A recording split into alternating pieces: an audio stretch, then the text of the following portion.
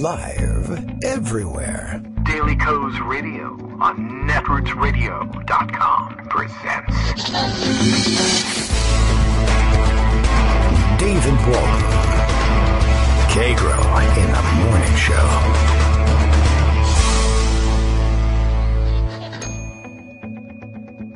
Now, here's David Waldman. Hi, good morning, everybody. How are you today? I'm going to take it slow today. It is Friday. It's Friday, March 9th, 2018, and might be the end of time. I have no real idea. This morning, we are confronted with the possibility of Donald Trump sitting down for negotiations, or maybe not, depending on who you ask, with Kim Jong-un of North Korea, because some sort of set of reasons that somebody says happened. I don't really know what to say about all of this, except that it is rather bizarre, and as I just saw tweeted out and had to agree by way of retweet. Glad we got the guy from The Apprentice negotiating with North Korea about nuclear weapons. Good job, America.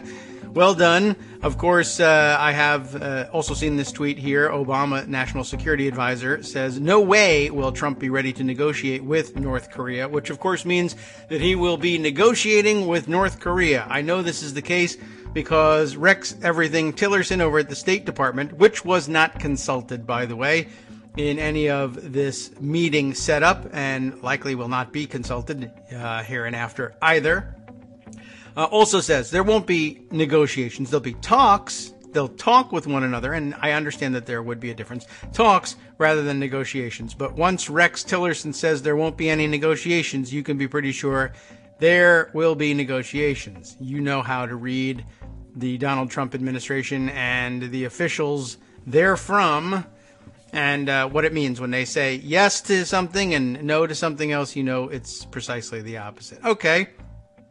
Let me see. Where else shall we go today? I don't even know. There's too much happening. There's no chance of getting to all of it. You would likely have seen the Morning Post, which would have given you that impression. And I guess I left that impression on Bill, who tweets to us from Portland, Maine. Daily Kos Radio is live now. Kagro X, that's me, David Waldman, spends 2 hours repeating the same 4 words over and over. Wow, man, it's Friday. And I might as well, because there's no way to prepare you for the weekend or the future that's coming, I guess. I don't really know what to say or where to start. I mean, I'm getting reminded as I'm watching the Twitter feed. We'll just read that and just riff, basically, because that's what's going on in my head. That's what I put away in Pocket. That's what I saw happening yesterday. Let's see. I am stopped in my tracks by the tweet of someone I don't recognize. Payman Benz identifies himself here as comedy director, The Last Man on Earth, Brooklyn Nine-Nine. These are all famous things, right? Key and Peele, The Good Place, Jimmy Kimmel Live. I also love the NBA, which is also famous. That is the National Basketball Association, as I understand it. And Chex Mix, which, that's some quality likes there. Payman says, Payman, you tell me. Extreme Jerry Seinfeld voice. Who are these people? Giving us that line. Here's the raw story tweet about which he is talking. Kushner's Middle East policy point man was indicted for child pornography in the 1980s, which was a great time to be indicted for child pornography, I am told, by those who are experts in the field. I don't know. I guess it doesn't matter that it was in the 80s, but it wasn't yesterday. So we differentiate for that reason. Who are we talking about? It's George Nader. George, what are you doing? I don't know. That's actually George's voice. He's speaking to himself. What are you doing? Was that wrong? Was that wrong? Producing child pornography in the 1980s? Yes, it was. I did have this story in Pocket somewhere, but I thought I'd blurt it out first thing because that's what was happening in front of my face at the moment. And I'm trying to get on Donald Trump's level so that I can anticipate what's going to happen in our future. And it's not working.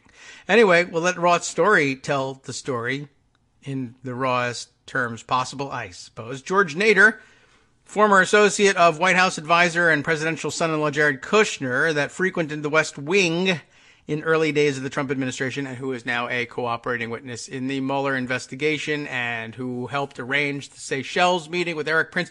What the F is this guy doing anywhere? But the Atlantic reported Thursday, because they have the 80s child porn beat.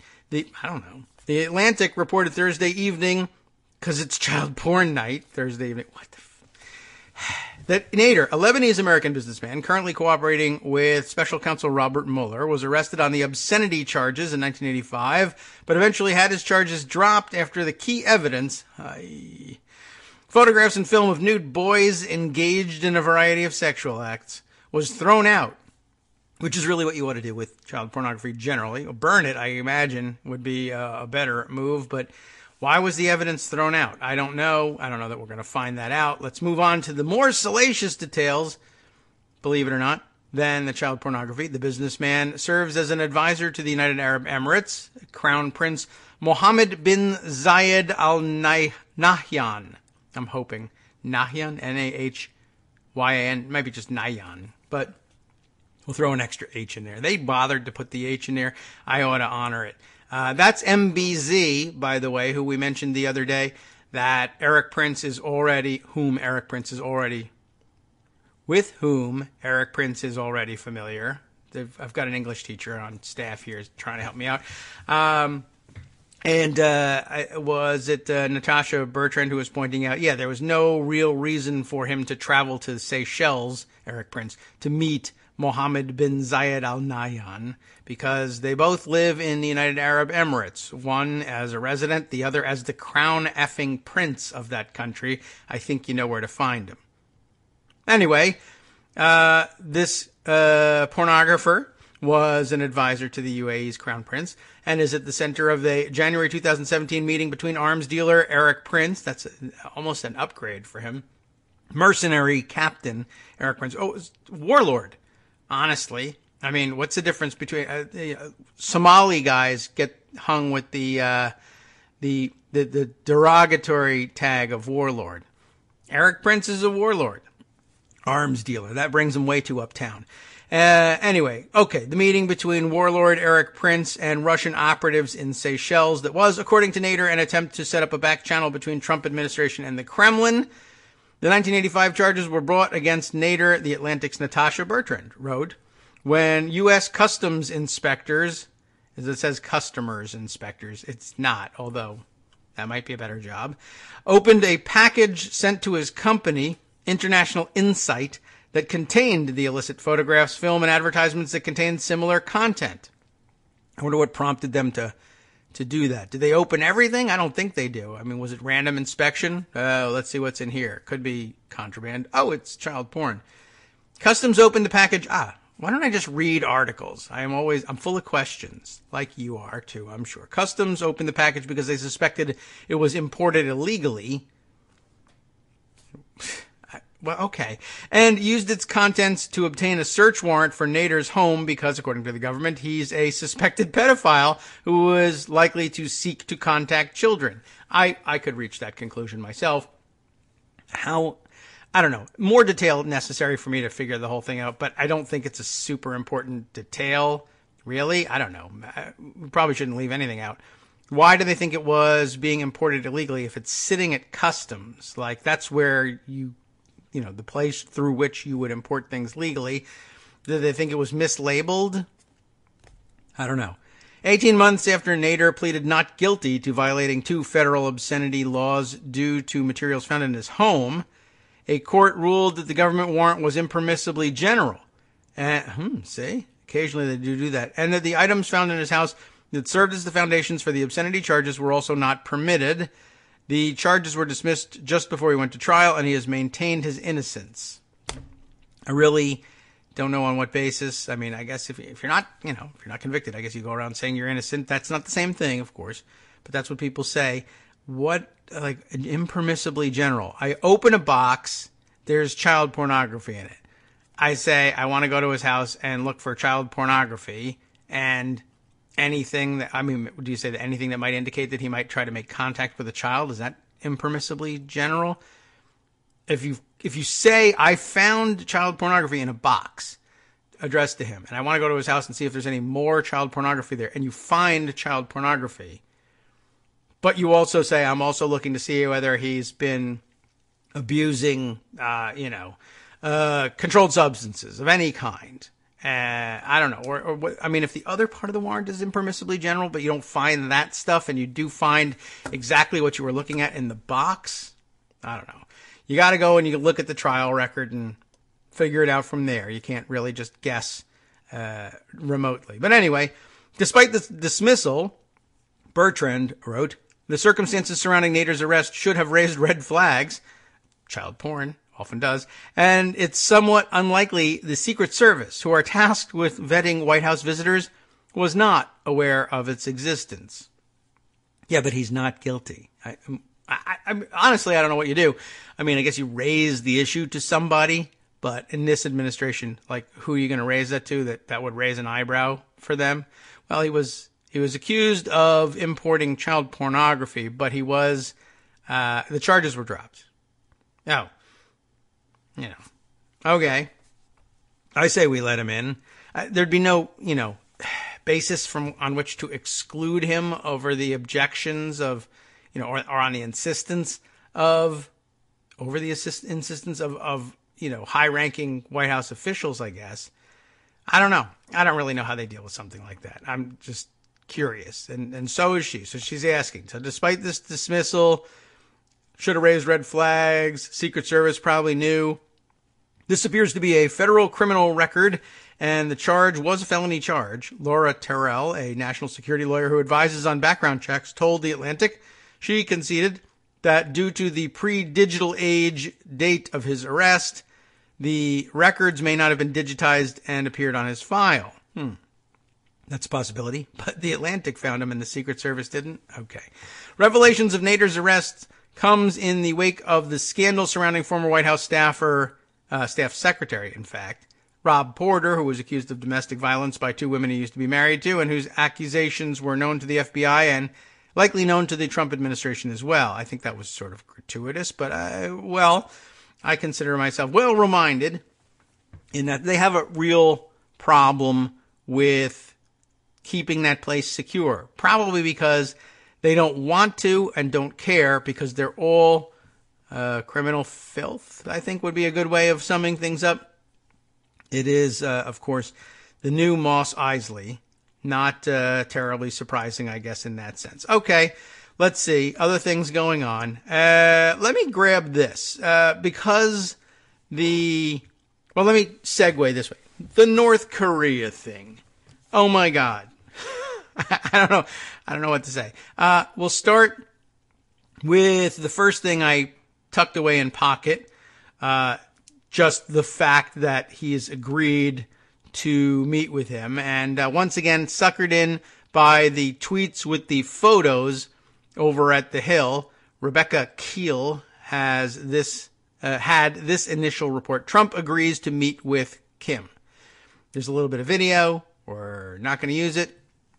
President Trump, she writes, what time was this, like last night, 7:15 last night, has agreed to meet with North Korean leader Kim Jong-un by May. How nice.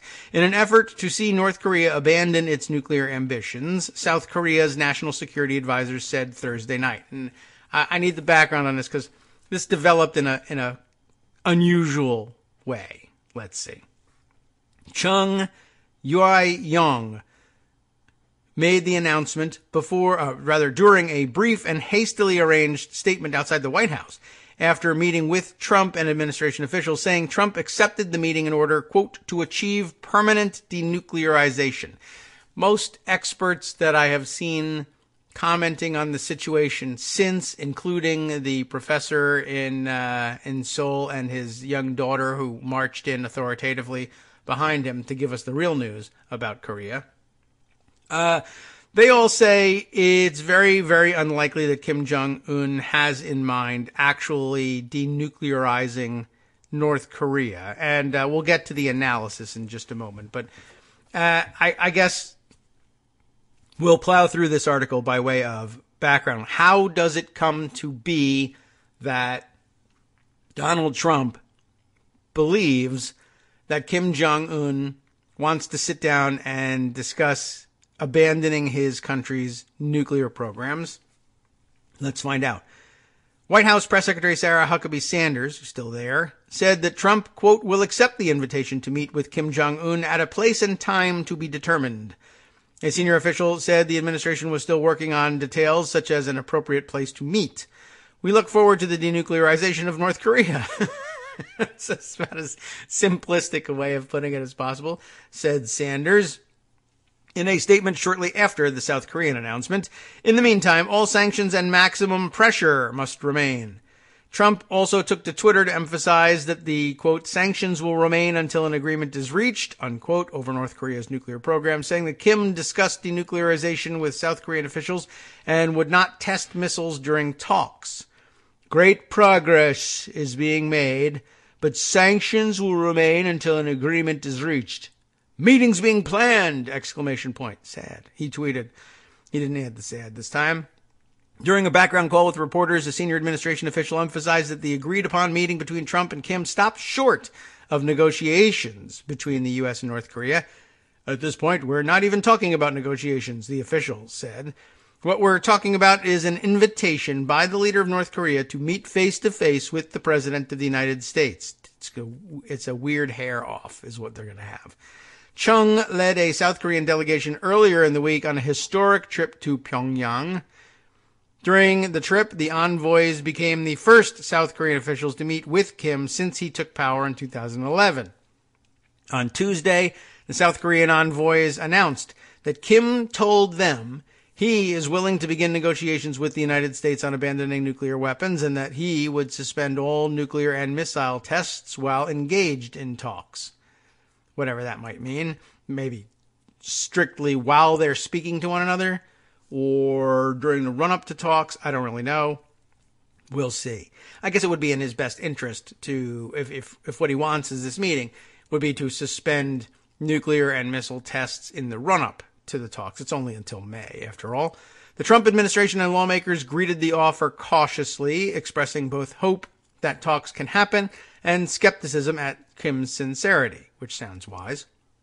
If Trump follows through on meeting with Kim, and it has been 15 minutes, so he may have forgotten by now, he would become the first sitting U.S. president to ever meet with a North Korean leader, though past American presidents have met with North Korean leaders after leaving office.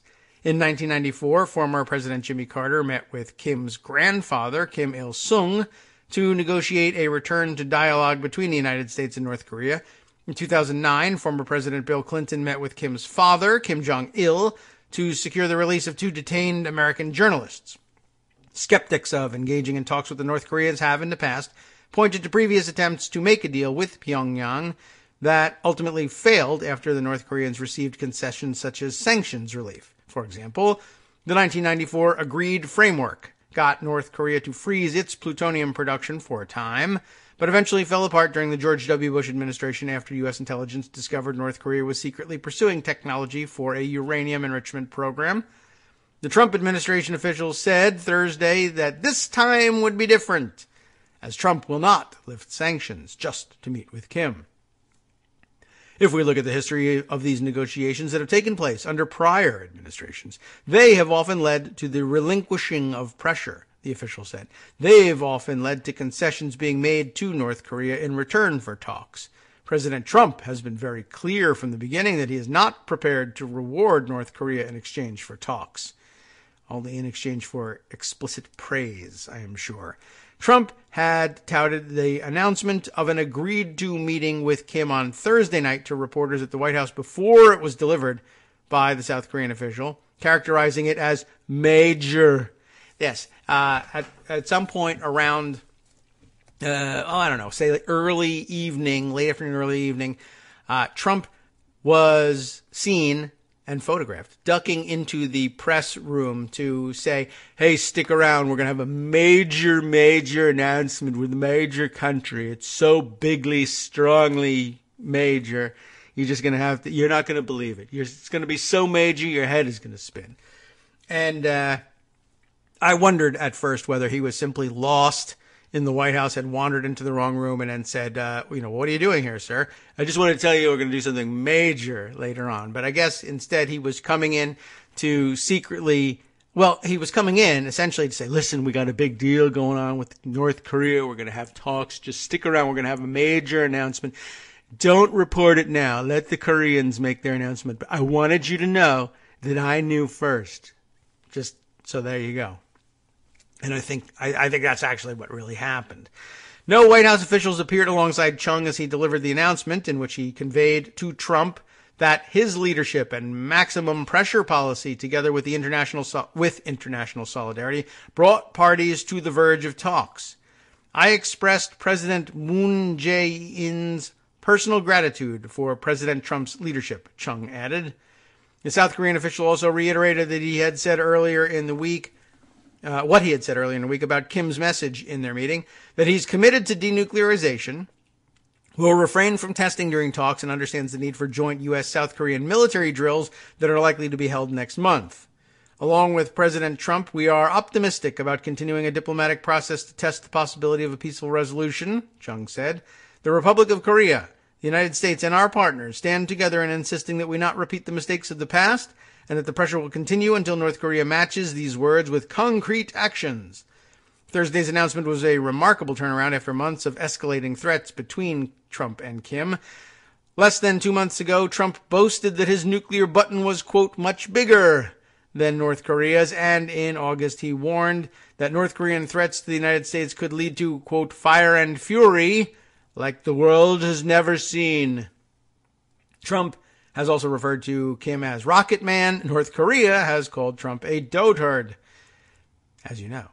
In addition to Trump and Chung, Thursday's meeting included South Korean Intelligence Director Soo Hoon, National Security Advisor H.R. McMaster, Defense Secretary James Mattis, Deputy Secretary of State John Sullivan, Chief of Staff John Kelly, Director of National Intelligence Dan Coates, and CIA Deputy Director Gina Haspel.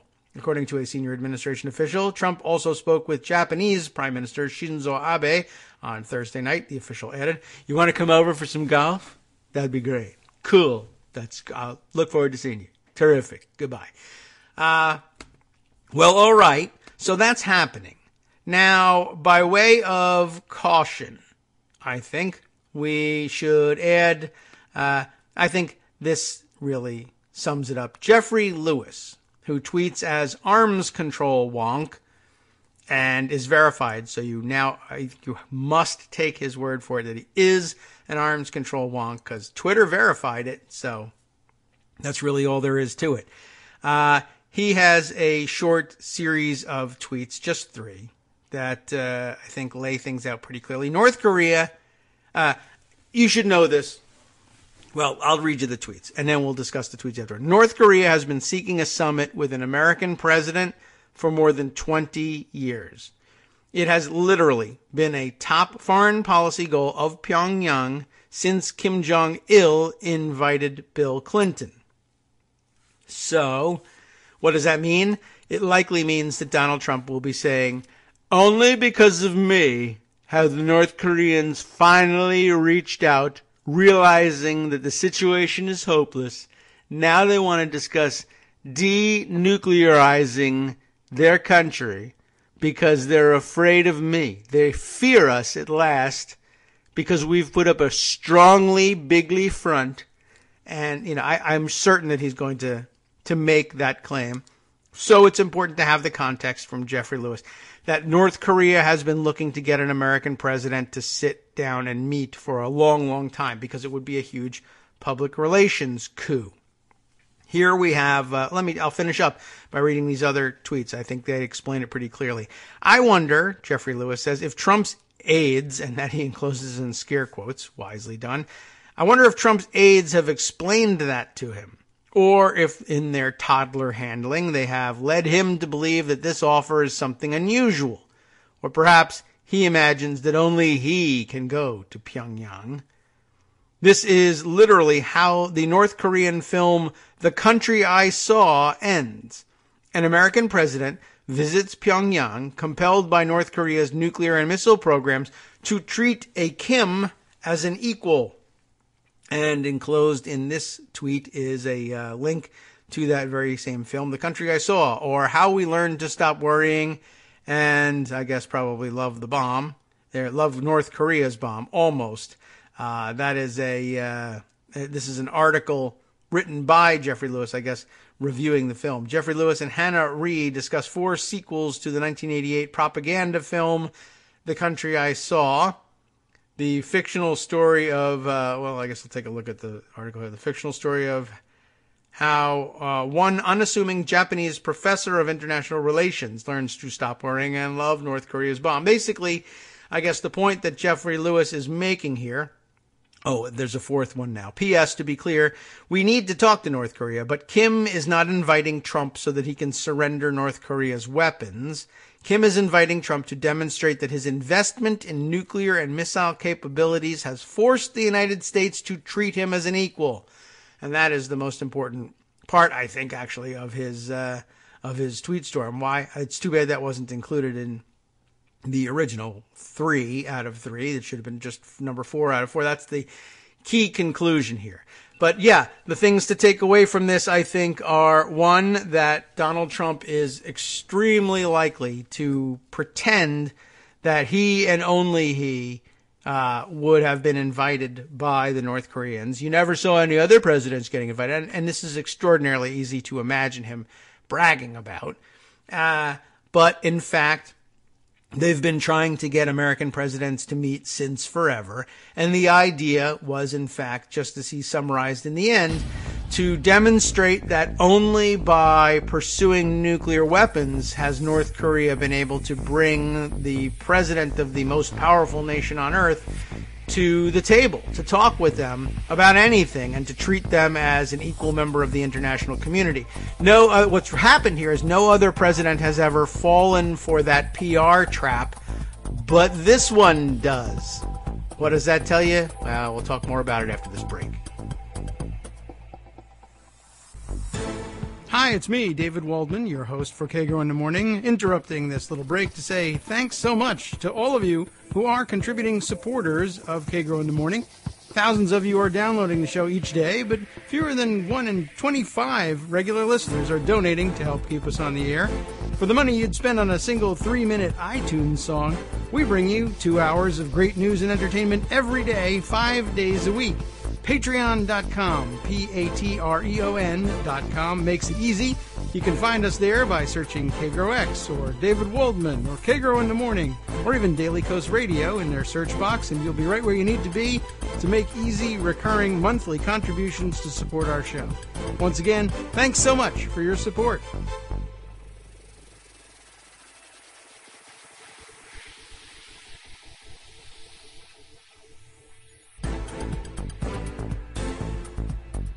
Welcome back now to the Kagro in the Morning Show here on Netroots Radio. We continue, I did say right before the break that we were going to continue talking about what it tells us that this particular one president has at last fallen for the 20 to 30-year-old PR stunt that the North Koreans have been attempting to pull off. And that it was Donald Trump. And I realized right after I said it, I don't know that we have that much more to say about it. What it tells us is they were right. He's a dotard, and that's the end of it. I don't know whether this whole thing is going to work out. I'm sure he thinks so, and I'm sure that it will be so ambiguous. I don't think anything concrete can come out of the meeting. And to be fair, I don't think that administration officials to this point, with the exception of Donald Trump, and that may... he may prove the exception to the rule, are claiming that anything concrete is really likely to come out of it anyway. But Donald Trump will nonetheless claim that that is the case, that he's fantastic, that the only reason this happened is because he's involved, and that he's going to bigly, strongly do something, and blah, blah, blah. And we'll all have to sit there and take it. So I guess in that sense, they're doing fine over there in North Korea. They know exactly what they can get out of him and how to play him. And provided they shovel the BS enough, and if they praise him properly, he'll say, I like him. I mean, it's dangerous. it's crazy that they've got a bunch of nuclear weapons, but we're trying to get rid of that, you see? And he says nice things about me that makes me feel more comfortable, right? We've been at odds, our two countries. They've got nuclear weapons. Now he's saying something nice about me. He's not going to use his nuclear weapons against us because he likes me and I like him. And as long as he doesn't use his nuclear weapons, I do like him. That's just the way it is. And as others have been pointing out, of course, any prior Democratic president and any future Democratic president who said anything remotely like that would be pilloried as soft on international everything, international communism, terrorism, what have you, showing America is weak, et cetera, et cetera. But Donald Trump is saying this very strongly and lovingly. So therefore, everything is fine. And yeah, I mean, even, well, let's see, this morning it was tweeted out and I agreed and retweeted it. Let me just scroll back a little bit and find it and quote it and attribute it properly. But yeah, it was very clear memory of mine as well that yeah, here we are, our pal from down in Tennessee, Litz11, Litzz11, and I still haven't straightened out exactly how to call out that name on the air. But she says it's like nobody remembers how Obama was called Neville Chamberlain for merely shaking Raul Castro's hand and giving him all that good publicity. And I'm sure that Donald Trump was among the many who did exactly that. But he's doing it strongly, so, you know, it's totally different. All right, so there's a lot of diplomatic issues swirling around. We could sort of stay in that issue area and bring up a couple other items. I grabbed something from the Washington Post this morning that was a very promising headline. Let's see if it's as insightful in the body as it was in the headline. John D. Feely, who writes in a opinion piece in the Washington Post, why I could no longer serve this president. He means bigly Donald Trump, huge. John D. Feely, it says right up here at the top, who retired this week as a U.S. diplomat, will soon be working with Univision and the Fusion Media Group, holy moly, not Fusion GPS, but the Fusion Media Group, on immigration-themed content. He was a United States diplomat, and we got this piece here.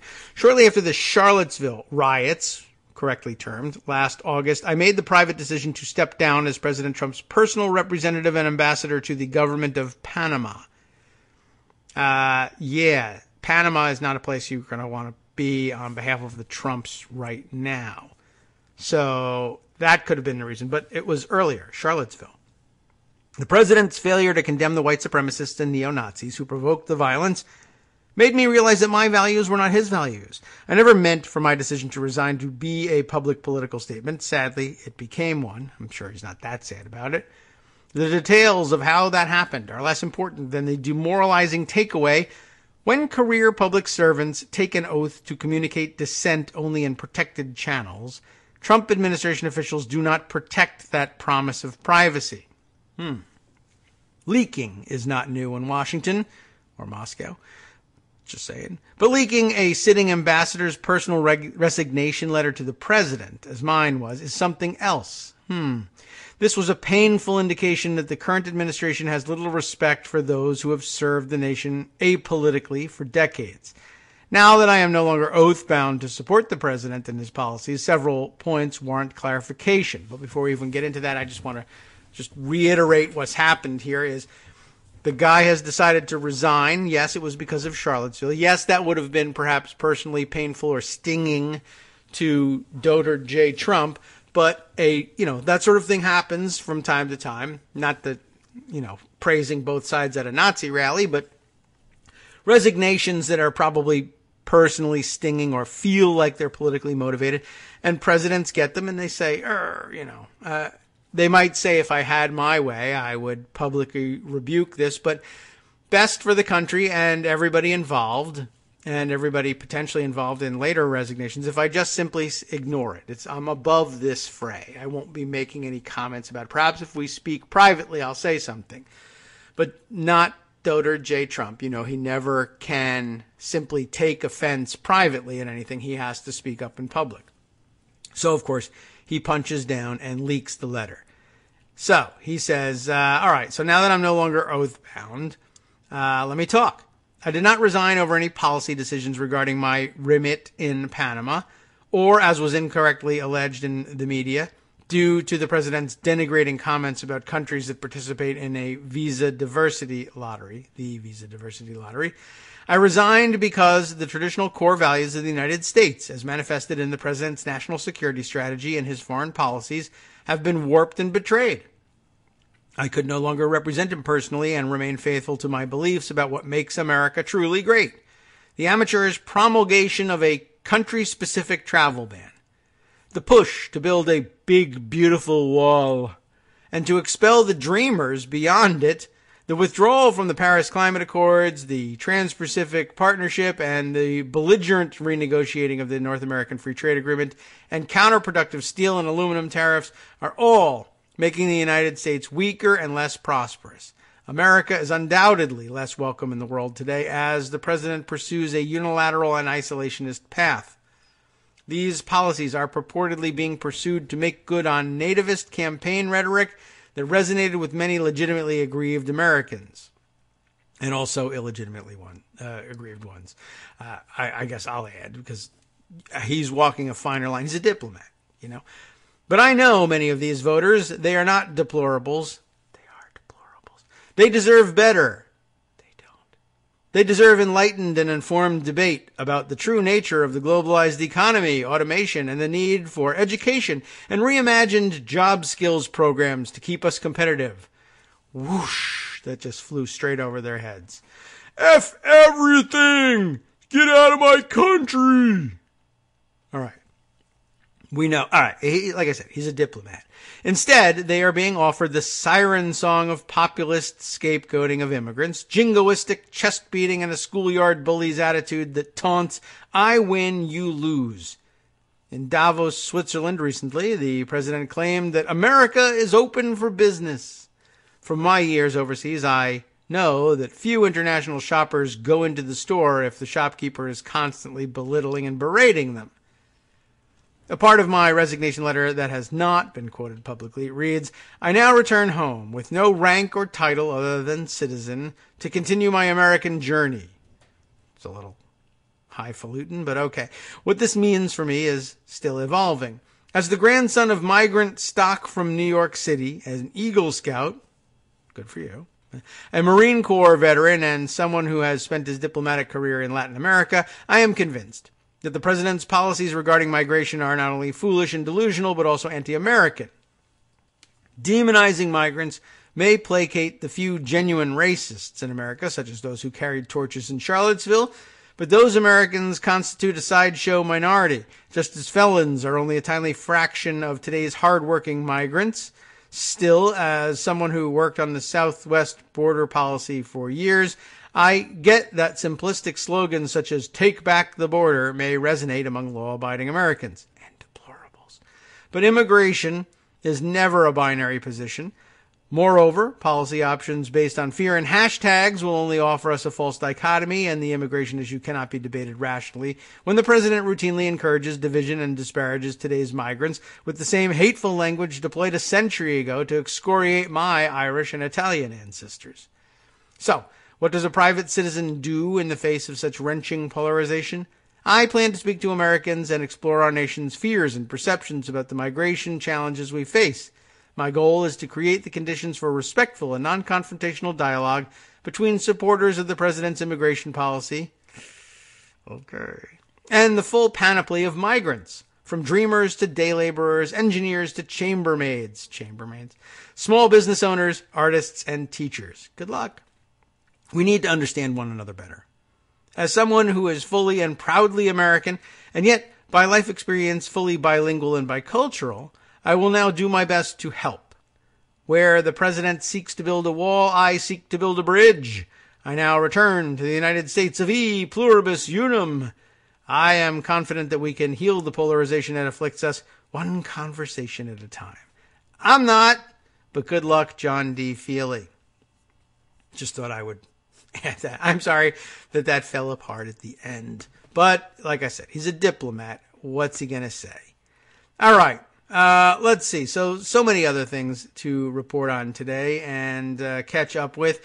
Let's see. I feel like we might perhaps do well to go back over the Seychelles stuff, more about George Nader, pornographer, and other things.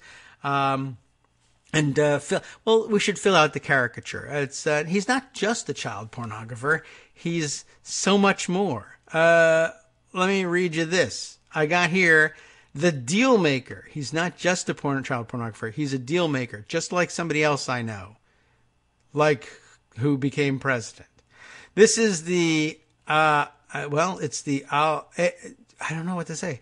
It's the AL Monitor. Laura Rosen is writing this piece, and it appears in a publication that I am unfamiliar with.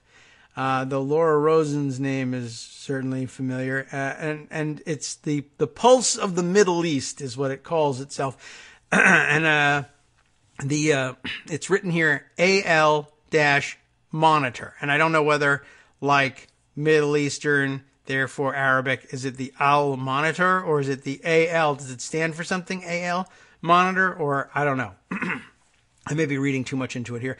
The deal maker. Mueller witness helped broker $4.2 billion Iraq-Russia arms deal. This witness we're talking about, the child pornographer, George Nader. Again, as I said, he's so much more than just a child pornographer. How long is the piece? I see up here it says article summary. And I was like, oh, does that mean we have like 5 hours worth of reading ahead of us? It doesn't look that bad. Let's get to it. A Lebanese-American businessman / pornographer / arms dealer reported to be cooperating with special counsel Robert Mueller's Russia probe helped broker a controversial, and one might think, controversial 2012 Iraq-Russia arms deal valued at $4.2 billion. Iraqi sources tell, Al Monitor. And here it's spelled with a capital A, lowercase l, dash monitor. So I guess that's it. Al Monitor. The Russian arms deal. That's the next section. It's a good title for it. It's probably about the Russian arms deal. George Nader, 58, traveled to Moscow in 2012, telling Russian interlocutors that he represented Iraqi Prime Minister Nouri al-Maliki, and the deal should be negotiated through him, according to two Iraqi sources. Nader's role in the deal was controversial to Iraqi officials because Iraq's Minister of Defense was in Russia to conduct the negotiations, and they were unaware that Maliki was working with Nader to bypass official channels. Sounds very interesting. Now, remember, there's other relationships. Nader is Lebanese-American and an advisor to the, now at least anyway, to the Crown Prince of the UAE, though I imagine they must have had some relationship then. And he's on hand in Russia to buy weapons for the new post-U.S. invasion Iraqi government from Russia at a time in 2012 when I guess we're still under the spell of, Russia's different now and they really could be allies, and we don't have to freak out at the prospect of Iraq buying weapons from them in the way we used to freak out and would now freak out in the current situation. It was in that weird gray area. One of the Iraqi sources, a former Iraqi official who spoke to Al Monitor on condition that he not be named, personally witnessed Nader's interactions with Maliki in their Moscow hotel, when he accompanied Maliki to Moscow in October of 2012 to sign the arms deal with Russian President Vladimir Putin. Nader's career as a deal broker in Iraq ran from the mid-2000s, when things were still a little hairy there, until Maliki left office in 2014, the Iraqi sources said. Nader then became an advisor to the powerful Abu Dhabi Crown Prince Mohammed bin Zayed Al Nahyan. It is in that capacity that Nader's, and does he say Nader by any chance? Nader's meetings with members of the incoming Donald Trump administration in 2016 and 17, including Trump's son-in-law Jared Kushner, former National Security Advisor Michael Flynn, the notorious spy, and former Chief Strategist Steve Bannon, who's really probably also a notorious spy, brought Nader to Mueller's attention. The New York Times reported Tuesday that Nader was arrested and questioned by the FBI when he landed at Washington Dulles International Airport on January 17th, en route to celebrate Trump's first year in office at Mar-a-Lago in Florida. Wow, that was a detail that was left out. Also, I mean, the arrest at Dulles raised an eyebrow because that's where they're arresting everybody. He was on his way to Mar-a-Lago for that party, which Trump didn't go to because he was stuck in D.C. because the government shut down. Everything is interrelated, isn't it? He was questioned by Mueller's grand jury on March 2nd and is reported to now be cooperating with the Mueller probe. One line of inquiry Mueller is reported to be questioning Nader about is whether the United Arab Emirates might have funneled money to members of the incoming Trump administration in an effort to curry influence with them, including in their dispute with Qatar, which would bring Jared Kushner right back into the middle of this. Nader's recent career as a Middle East deal broker is both an outgrowth and departure from his past. As an editor of Middle East Insight magazine in Washington in the 1980s and 90s, Nader interviewed President Bill Clinton and Iranian Supreme Leader Ayatollah Ruhollah Khomeini. During this time, Ayatollah Khomeini? Wow. I guess the 1980s. Okay. During... I didn't realize that was the case. This is linked. I'm going to go and take a quick look at that. Yeah, May 1987 by George A. Nader in the Washington Post. At home with the Ayatollah and his men. That is interesting. Okay, keep that in mind. During this time, Nader also served as a frequent go-between in informal Syrian-Israeli talks encouraged by the Clinton administration before abruptly disappearing from the Washington scene around 2000. He was a reliable go-between, a facilitator. Martin Indyk, who knew Nader when Indyk served as Clinton's Assistant Secretary of State for Near East Affairs and ambassador to Israel in the 1990s, told Al Monitor he was not a con man. How unusual. Nader was connected to the Hafez al-Assad regime through then Syrian Foreign Minister Farouk al-Shara and then Syrian ambassador to the U.S. and current Foreign Minister Walid Moallem, Indyk said. He was going to Israel from time to time.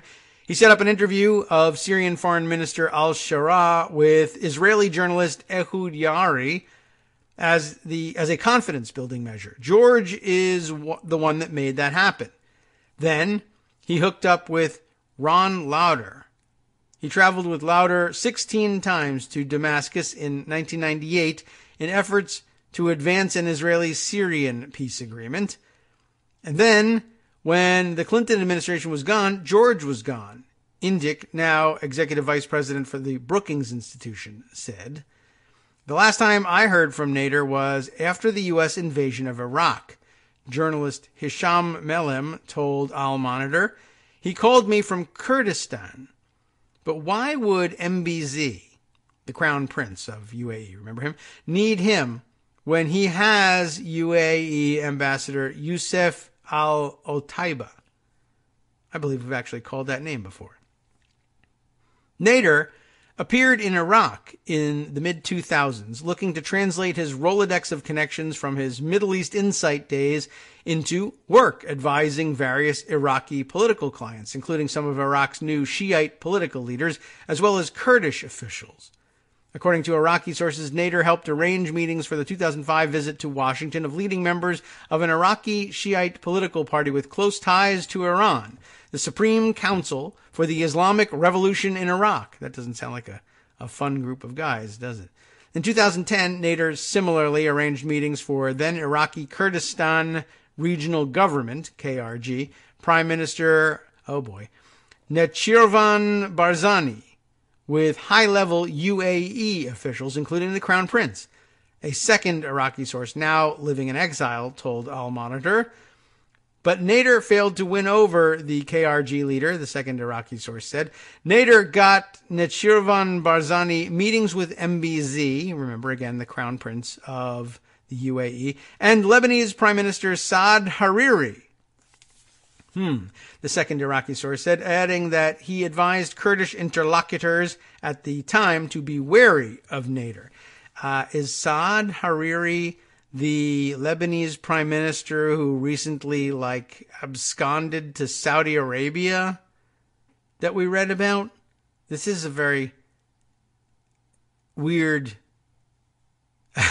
area of the world. I think I'm just now coming to that realization. Nader had a knack for claiming that he had unique access to mysterious persons. The second Iraqi source says this sounds a lot more shady. This way, he would be able to latch on from one new confidant to another. By 2012, Nader had forged close ties with the Iraqi prime minister and Maliki's son and deputy chief of staff, Ahmed Maliki. We're really doing everything we can to mirror the Middle East and other banana republics, aren't we? With the chief of staff / son thing. Nader had worked with the younger Maliki on power generation projects, from the former Iraqi official said. The relationship that Nader forged with Maliki's son apparently brought Nader into the father's inner circle when the huge Russian arms deal was being negotiated. In August of 2012, Iraq's Minister of Defense, Sadoun al-Dulaimi, spent 24 days in Moscow to finalize negotiations for the $4.2 billion Russian arms deal. But during the negotiations, the former Iraqi official told Al Monitor that he received a message from former Russian Energy Minister Yuri Shafranik, warning him that there were other people in Moscow claiming that they, and not the defense minister, were representing Maliki and that the deal should go through them. Eventually, on October 3rd, 2012, Shafranik went to Baghdad to try to clarify the situation with Maliki, the former Iraqi official said. Shafranik even offered Maliki a direct communication line with Russian President Vladimir Putin to avoid confusion and leaks. The 3rd of October, Yuri Shafranik came to Baghdad, met the prime minister, told him clearly that Mr. Putin is suggesting direct relations between you and him to avoid any leakage and cut any unhealthy things, the former Iraqi official said. The prime minister welcomed that. Maliki assured the officials that he welcomed the suggestion to streamline their contacts and signaled that the confusion over who represented Baghdad in the arms deal would be resolved. So, the former Iraqi official was astonished when he accompanied Maliki to Moscow in October 2012 to sign the Russian arms deal, to see Nader enter their hotel and take the elevator to Maliki's suite. We were in a Radisson hotel in Moscow, the former Iraqi official said, and all of a sudden, George Nader came, walking very fast, entered the elevator, went up, and I saw from the screen over the elevator, went to the level where the prime minister was staying.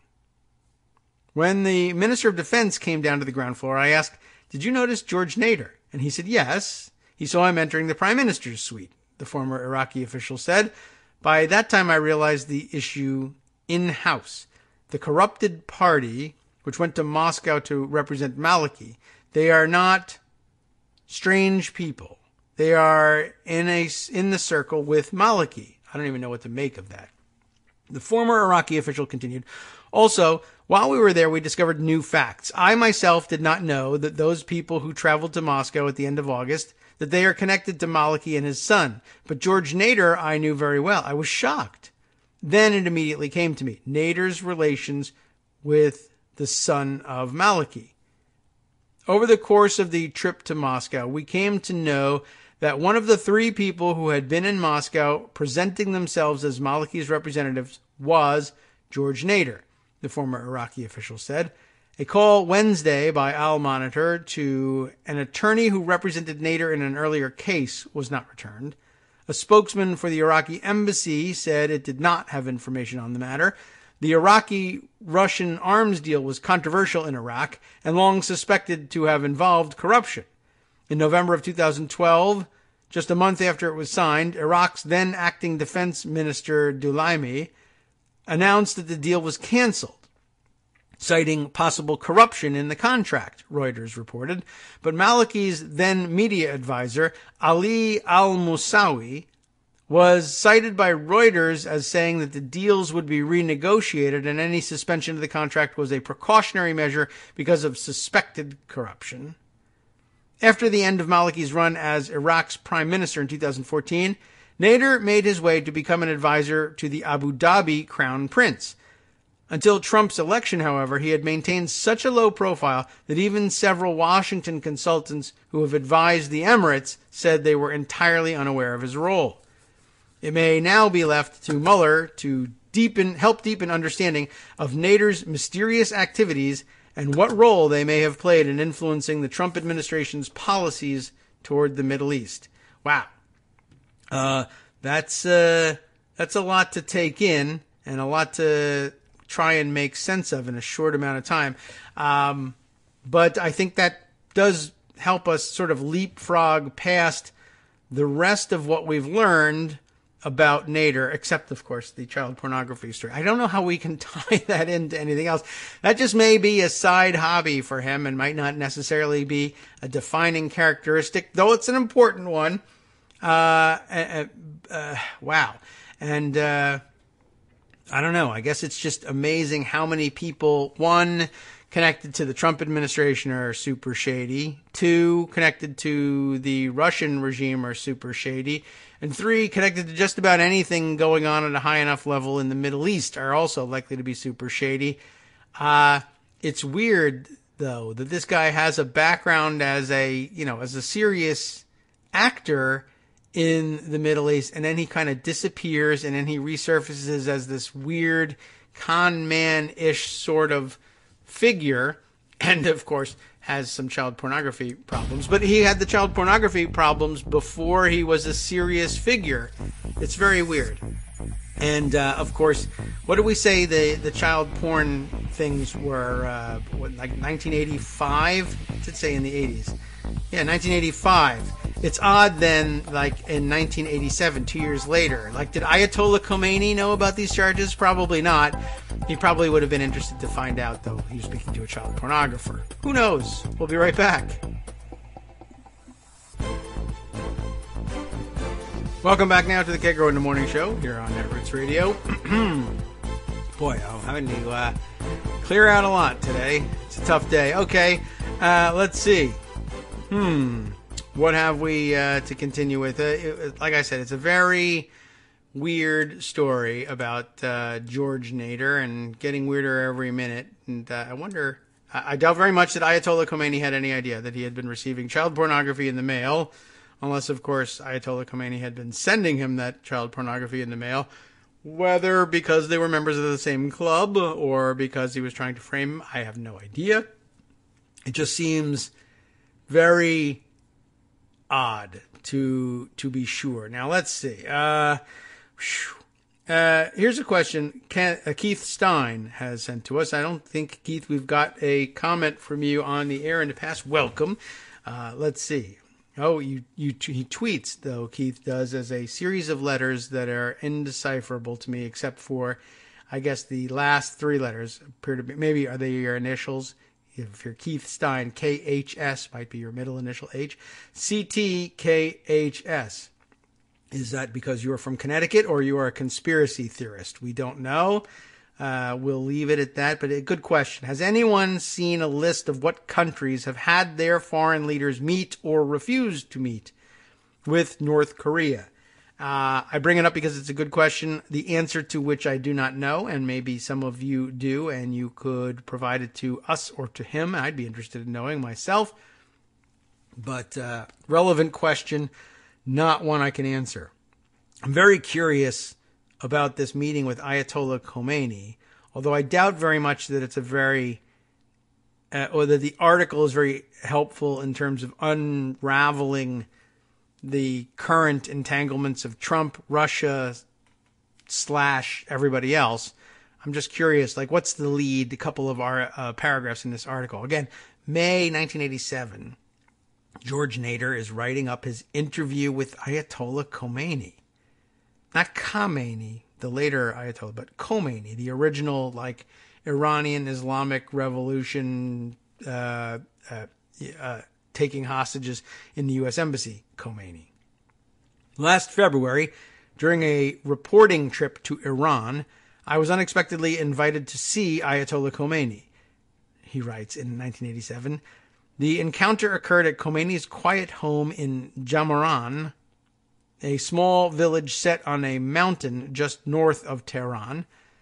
The visit offered a rare portrait of Ayatollah Khomeini as he talks with friends and supporters, quiet, religious, critical of the Soviet Union, rather than the bombastic personality familiar to Western audiences. Seeing Khomeini in this setting was especially valuable for me as a Christian whose cultural and religious heritage varies so widely from that of the Islamic Republic of Iran. I was the only Western journalist present. The other visitors included leaders of the Afghan, to you and me, Mujahideen. Consider where we are in this, right? It's 1987. Leaders of the Afghan Mujahideen. Afghan leaders of the Afghan Mujahideen or Saudish leaders of the Afghan Mujahideen. I don't know. He's not likely to call out Osama bin Laden by name in May of 1987, but it's interesting to think about. Who else was there? Other visitors included the leaders of the Mujahideen, some senior officials of the Lebanese Shiite militia Hezbollah, perhaps you've heard of them, and some Islamic fundamentalists from Egypt. This is 1987. This is later becomes a very dangerous crew, doesn't it?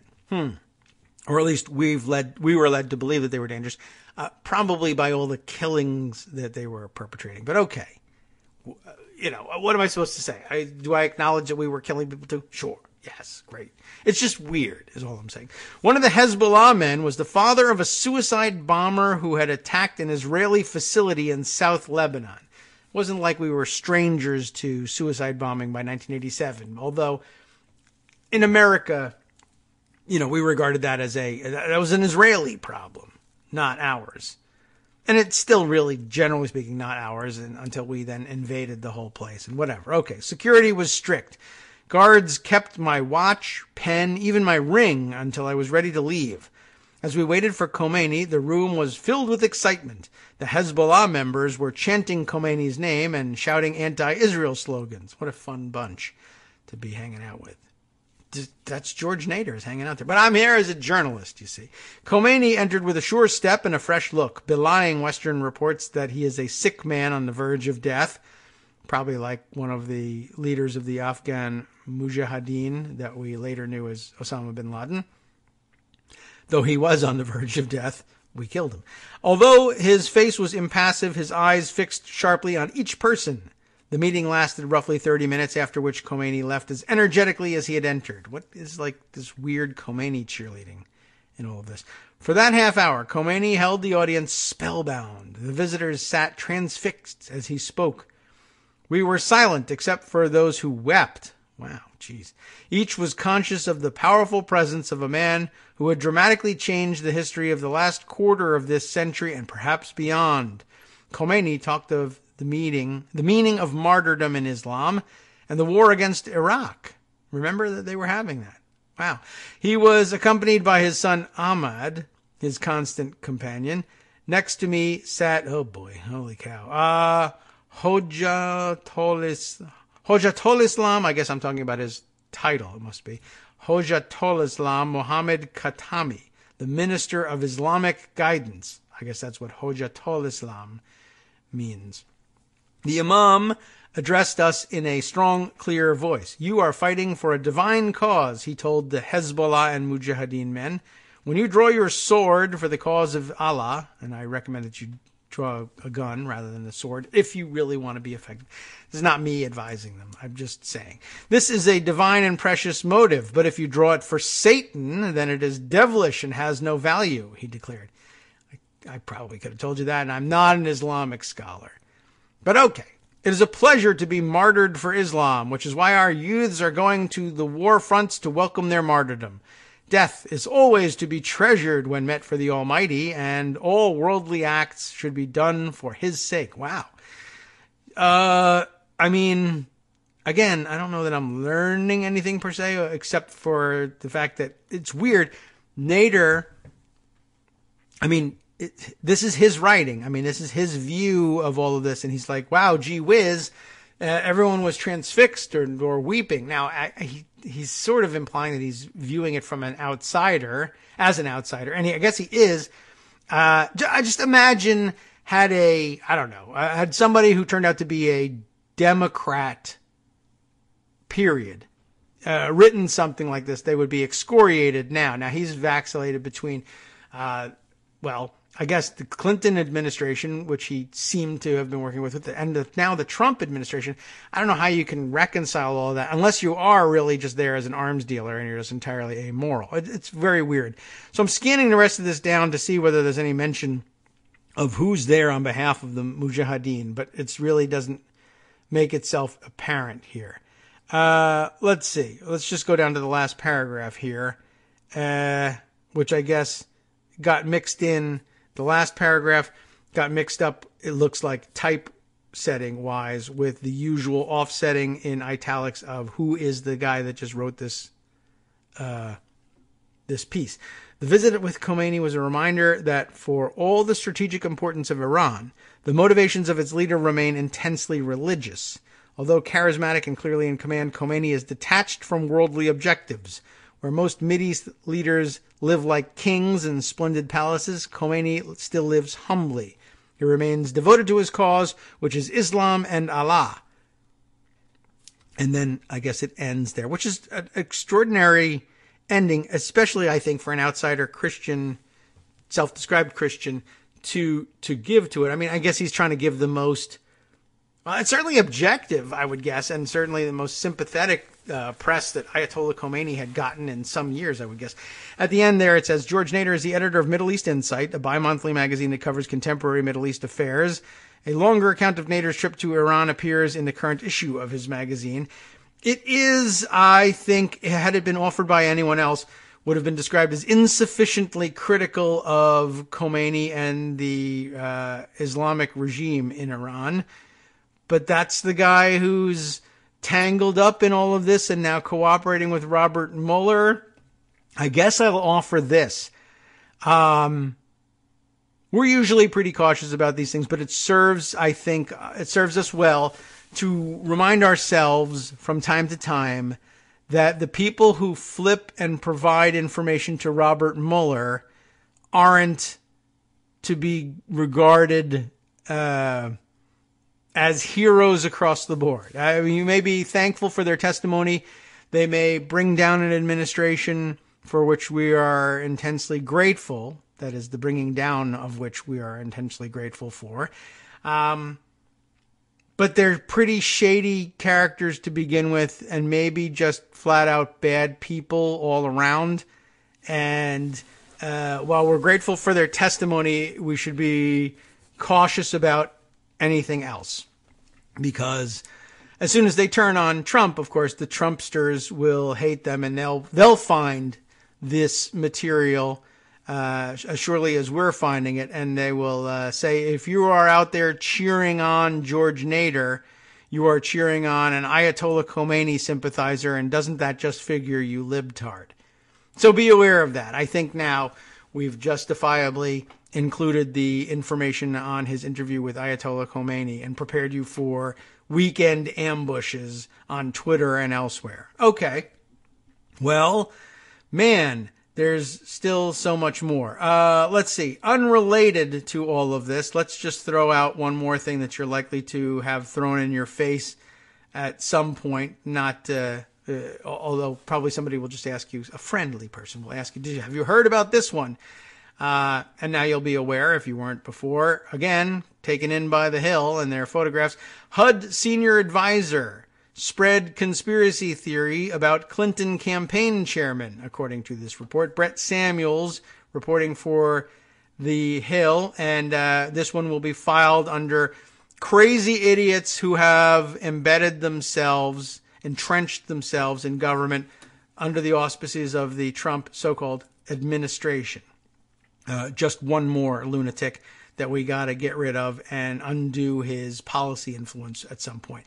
A senior advisor at the Department of Housing and Urban Development repeatedly promoted a false conspiracy theory that Hillary Clinton's 2016 campaign chairman participated in a satanic ritual, CNN reported Thursday. All right, the guy's name, John Gibbs. He has worked as a senior advisor since last August, tweeted multiple times about that old conspiracy theory, John Podesta and the spirit cooking dinner is what it comes down to. I could give you the background on that thing again, but you remember what it is.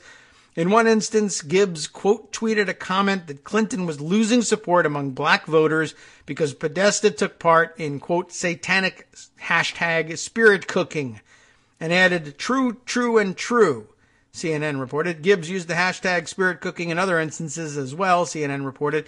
But note the connection that he's making here. Hillary Clinton, he claims, is losing support among black voters because of spirit cooking, because blah, blah, blah, blah, blah. That sounds very much like the sort of thing that would eventually be connected to Russian trolling, that I would imagine that they thought they had identified a fissure point there. We read that black Americans are exceptionally religious bunch, and they'll be angered by anything as anti-Christian as satanic spirit cooking. But only really, honestly, a Russian troll could seriously believe, plus, I guess the deplorables out there like John Gibbs could seriously believe that there was any satanic ritual going on here. But interesting that he found that out and found it worth passing on. It was, of course, not worth passing on. It was not true. But he was participating, I would say, very likely, wittingly or unwittingly, in Russian trolling efforts right then and there. And I guess he remains embedded in the administration to date. There were one or two other such lunatics identified over the past couple of days, too. We'll see whether we're able to dig any of those out and call their names out as well. It's difficult to scan through Pocket here and see what else we're missing. Let's see. Here's, I guess, more about the Seychelles background story reported by the Wall Street Journal that came out, I guess, in between yesterday's revelations about George Nader and in between yesterday's revelations that he had helped arrange the Seychelles meeting and given an account counter to the one Eric Prince had given. But before we found out, he was a collector of child pornography and a journalist admirer, maybe, of Ayatollah Khomeini. And it was in the Wall Street Journal, as I mentioned. And, of course, I had to, I knew right away that I should put this thing away in email because though they let you through the firewall once, they don't let you go again. So I put the article away. Rebecca Ballhaus and Aruna Viswanatha on this piece here. Our headline, I seem to have lost it here. Trump's donors meeting with Russian executive draws scrutiny of special counsel Mueller. Let's take a quick look here. A meeting in the Seychelles weeks before Donald Trump's inauguration. You know the background of this thing. Drawn the scrutiny of Robert Mueller, who's heard testimony that appears to conflict with the account of the same meeting given earlier to House investigators, that, of course, by Eric Prince. He's the donor they're talking about. Mueller's investigators have heard testimony from a witness that the donor, Eric Prince, wasn't introduced to the Russian intermediaries wasn't introduced to the Russians by intermediaries from the UAE, as he has told the House panel, people said. So a finer point on this, where he said, I had this casual encounter with the Russians because I was talking to people from the UAE, and they said, oh, hey, you should meet this Russian guy. Not only did we learn from George Nader yesterday that the meeting was intentional, not only did Natasha Bertrand point out for us that there was no reason for him to have to go to Seychelles in order to meet with representatives of the UAE, but the Wall Street Journal's story appears to be pointing out that the part of the story where Eric Prince says, and the people I knew from the UAE turned to me and said, you ought to meet this Russian. That didn't happen either, according to Nader. Mr. Prince, the founder of Blackwater, the Blackwater security firm, told the House Intelligence Committee in November that he had traveled to Seychelles to meet with Mohammed bin Zayed, Crown Prince of the UAE, and his associates to discuss potential business in the future, according to a public transcript released by the panel. We know that that's unlikely to be true, though they may well have said, I guess in that world, if you are in the UAE and you turn to the Crown Prince and you say, I want to talk about some business with you, and he says, I'm on my way to the Seychelles, walk with me, that might actually happen. But that's not what Nader was saying. During his stay in January 2017, Prince also said he met with a Russian executive, Kirill Dmitriev. Mr. Prince told lawmakers that the meeting with Dmitriev was a short chance encounter at the hotel bar arranged by a member of Mr. Zayed's delegation. Dmitriev is the chief executive of an investment fund created by the Russian government, close to Putin. However, testimony earlier this year from George Nader, advisor to the UAE Crown Prince, who is cooperating with Mueller's investigation, contradicts Prince's account. Nader told Mueller investigators that he attended Prince's meeting with the Emirati delegation, and the Emiratis didn't make the introduction between Prince and Dmitriev. Mueller appears to be investigating whether the meeting was an effort to create a back channel, right? Mueller's inquiry is part of a much broader probe of Russian meddling. We know about this. Trump thinks it's a witch hunt. All of this stuff is unnecessary at this point. Nader has been cooperating with Mueller since January, when he was arrested at Dulles Airport, served with a subpoena. How is it that he ended up getting invited to the Mar-a-Lago thing? He seems like such a bit player at this point. And it's very interesting because at some point, of course, I guess when the crap really begins to hit the fan with Nader, although really that's now, Trump and associates are likely to say, hey, he was our fourth or fifth coffee boy. He had nothing to do with anything, but he's on his way to the Mar-a-Lago party for the 1-year anniversary of the inauguration. I don't know how exclusive that guest list was, but I didn't get invited. Did you? In early months of the Trump administration, Nader visited the White House several times to bring them coffee, obviously, discussing U.S. foreign policy toward Gulf Arab states with administration officials including Steve Bannon and Jared Kushner. The Washington Post reported on Wednesday that Mueller has evidence that the Seychelles meeting was an effort to create a back channel. I feel like we already read this in this article. At the time of the meeting, Prince had close ties to the Trump team, which he maintained after Trump's inauguration. I'm talking about Prince here, not even Nader. Yeah, he's of course the brother of Betsy DeVos. Trump held meetings in the Trump transition offices before the negotiations with Prince. Prince contributed more than $280,000 to the Trump campaign, the Republican Party, and a pro-Trump super PAC, according to FEC records. Dmitriev was appointed to his role by Putin and frequently meets with the Russian president to brief him on activities of his fund, the Russian Direct Investment Fund, whose parent company was hit by U.S. sanctions. So he wanted to talk about adoptions, no doubt. Before Prince's meeting with Zayed in the Seychelles, the Crown Prince had met in December of 2016 with top Trump transition officials in New York. Remember, this was the unannounced meeting. According to people familiar with the matter, Trump officials who attended that meeting included then incoming National Security Advisor Mike Flynn, as well as Kushner and Bannon. Not terribly unusual, but of course, remember that they were also at the time, Flynn was moving madly, spinning wildly to try to put together a deal to bring nuclear power plants to the Middle East, including Saudi Arabia and maybe the UAE as well. I wonder whether the Russian Direct Investment Fund had a stake in some of that stuff or wanted to sell materials, perhaps.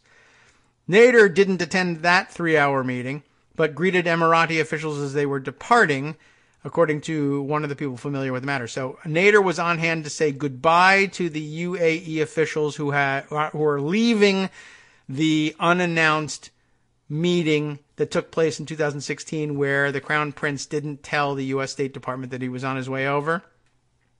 Prince has crossed paths with Nader years earlier when he hired Mr. Nader as a business development consultant in Iraq, according to a 2010 deposition by Mr. Prince as part of a lawsuit against his former company, Blackwater. Nader remained in close contact with White House allies, receiving updates about activity in the West Wing. Elliot Broidy, a top Republican fundraiser close to the president, sent Mr. Nader a memo last fall summarizing an October meeting he had with the president and other top advisors. The memo was included in a cache of emails from Mr. Broidy's and his wife's email accounts provided to the Journal. In the memo, Mr. Broidy, and it's Broidy, in case you want to track it too, who serves as National Deputy Finance Chairman of the Republican National Committee, said he told the president that he had met with top Emirati officials, including Mr. Zayed, on behalf of his defense company. The memo also said that Mr. Broidy had urged Mr. Trump to support a plan being constructed by Mr. Zayed to create regional counterterrorism task force, a regional task force. Mr. Broidy described Mr. Trump's response as extremely enthusiastic and said he urged the president to have a quiet meeting with Mr. Zayed in New York or New Jersey. Interestingly enough, Mr. Trump agreed that a meeting with MBZ was a good idea, Mr. Broidy wrote in the memo. That by itself doesn't lead anywhere, but it's interesting to note nonetheless, and feels like we're going to end up landing on something very interesting with that very soon. There was also, I recall, packed away somewhere here in pocket, very likely. There was mention of, now maybe I didn't put it away, but I know I saw mentioned the other day, and I might find it in Twitter feed as a retweet, discussion of a contract. I think the Saudis were involved with it. They were spending something on the order of nearly $500,000 a month lobbying the Trump administration over God only knows what. But the people who were discussing it on Twitter were connecting it to the revival of that strange program that Mike Flynn was so interested in, the construction of nuclear reactors in Saudi Arabia and really across the Gulf states. Where can I find? I thought I at least retweeted that discussion, but I didn't dive any further into it. But maybe I can find it elsewhere in the news today if I can't bring this thing up quickly enough. And it doesn't look like it's coming up. Here's where I need the producer to go find me that thing where they were talking about the $450 million or $450,000 a month contract. Let's go over to the news and see if I can't find it myself. Let's see. It was Saudi Arabia, so we'll put in Saudi because it doesn't know what Saudish is, and $450,000, and see if that brings anything up. There it is. Oh no, The Hill is the first hit on that. Should I not give in? It doesn't have the picture this time. I'm looking at Google News. The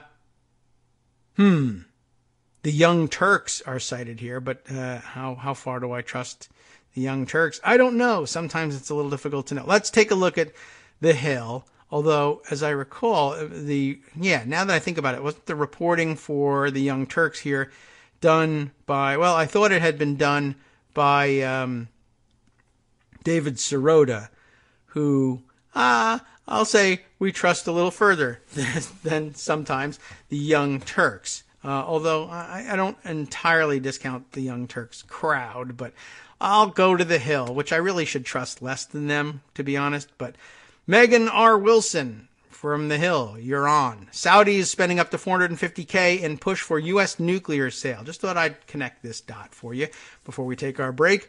Saudi Arabia has enlisted a trio of U.S. firms as it tries to persuade the Trump administration to sign off on a sale of nuclear reactors to the country. Disclosures filed with the Justice Department, which oversees U.S. advocacy of foreign governments, remember, you're supposed to register as a foreign agent. Nobody does it? Yeah. Well, these records show that Saudi Arabia could be spending upwards of $450,000 over a 1-month period on advisors. The country inked a one 30-day contract with King and Spalding, and hopefully some reading instructors for me. Beginning on February 21st, that states the firm could be paid up to $450,000. That's not per month necessarily. It's a 1-month contract. Pillsbury Winthrop Shaw Pittman, which sounds like a fake firm name to me, which appears to be subcontracted through the law office of David B. Kultgen, whoever that is, Kultgen, is billing a blended $890 per hour rate. I don't even know what that means. It is unclear how much Kultgen, a former executive at Saudi Arabia's state-owned oil company Aramco, is earning, interestingly enough. Well, not going to be able to cram anything in before the break, but let me scan it and see if there's any more nuggets to mine out of this when we come back. Hi everybody, it's me, David. Let's change things up from the old fundraising pitch for just a minute and talk instead about how you can be a part of our show. If you've got a smartphone or any other electronic recording device, why not sit down and record a segment for us? Read us an important article and give us your take. Read one of your own original essays, or even just give us your commentary on something you'd like to share that's important to you. Then send the file to me at kagrox@gmail.com and I'll try and work it into the show.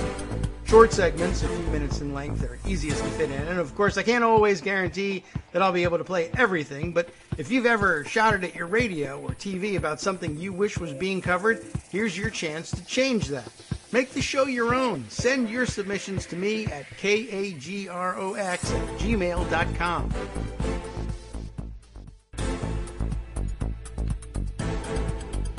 Welcome back now to the Kagro in the Morning Show here on Netroots Radio. Almost missed my cue there entirely. Scanning ahead to try to see what we can mine out of this piece and what else we might try to cram into our final segment here. Back up against the usual wall on this one. I'll continue with this, though, because I think it makes some interesting connections of sorts, even the most general ones, to what we've been reading previously. So this deal of spending up to $450,000 in 30 days to lobby. What's it all about? The firms will be working for the Ministry of Energy, Industry, and Mineral Resources of the Kingdom of Saudi Arabia in connection with a potential bilateral agreement on cooperation with the United States concerning peaceful uses of nuclear energy under Section 123 of the Atomic Energy Act of 1954, in case you're playing at home. Saudi Arabia. Well, what are they doing? They're seeking approval from the Trump administration to have American companies, such as Westinghouse, build nuclear reactors in their country. The country aims to buy 16 reactors at a price tag of $80 billion by 2023. That's a pretty hurried schedule. According to the Wall Street Journal, lawmakers on Capitol Hill have to approve any deal involving transfer of nuclear technologies from the United States, which are called 123 or 123 agreements. That, of course, because of Section 123. If the two countries reach an agreement, Congress would have 90 days to review it. So, bilateral, two countries here, right? Saudi Arabia, and the United States. There are skeptics of Saudi Arabia's requests, however, because the country has so far refused to agree to any limitations to what they can do with the reactors, such as, for instance, forbidding the enrichment of uranium. In the contract documents, the trio of U.S. firms working for the Saudi government said they would be offering counsel on related legal matters concerning the development of a commercial nuclear program, paperwork says. Although Saudi Arabia has upwards of 20 law, lobbying, and public relations firms working on its behalf, these new additions to its roster are a first in terms of mentioning negotiations about purchasing U.S. nuclear reactors. The Saudis have long been willing to spend big to promote their interests in the United States, paying some firms upwards of $100,000 per month. The contracts with the law firms were signed shortly before Energy Secretary Rick Perry canceled a trip to India, instead heading to London to meet with Saudi Arabia's Minister of Energy and Industry. Why in London? I don't know. The trip was considered to be a major step in the negotiations. King & Spalding has offices in Abu Dhabi, the UAE, of course, and an unaffiliated law firm unaffiliated. Why would it be it isn't an affiliated law firm. It just appears next to a big U for UAE. An affiliated law firm in Riyadh, Saudi Arabia. Pillsbury also has an office in the UAE, Saudi Arabia's close ally. You'll remember that. Now we've got UAE back in here. Why? I'm not really sure. but it does get mentioned. I mean, what do I care? If the deal's bilateral between the U.S. and Saudi Arabia, who cares if King and Spalding has an office in the UAE? It makes it easy, I guess, to send someone over there, but they also have an affiliated firm in Riyadh, so what's the difference? I don't know. I guess you never know which emissaries it will send to the speak with the government there. I don't know. There are other countries vying for Saudi Arabia's business, however. Did you know that? Companies from South Korea. Oh, weren't they just here? France. Oh, doesn't he want to have a parade? China. Yeah, didn't they have chocolate cake? And Russia. Didn't they collude and steal the election? Some of them, state-funded, of course, are also expressing interest in making the reactor sale. The Wall Street Journal reported that formal talks between the U.S. and the Saudis should be starting in the coming months. Saudi Arabia's Crown Prince Mohammed bin Salman, who's MBS, not MBZ, will be visiting Washington, this time we have advance notice, from March 19th to March 22nd, according to a Reuters report that cites sources in the Saudi government. The United States has the so-called 123 agreements with more than 24 countries and nations, that's what it says, and the terms for them can vary. The George W. Bush administration drafted a 123 agreement proposal for Saudi Arabia that sought the toughest requirements and restrictions on enriching uranium and reprocessing spent fuel, the materials needed to make nuclear weapons. However, we're going to get rid of that.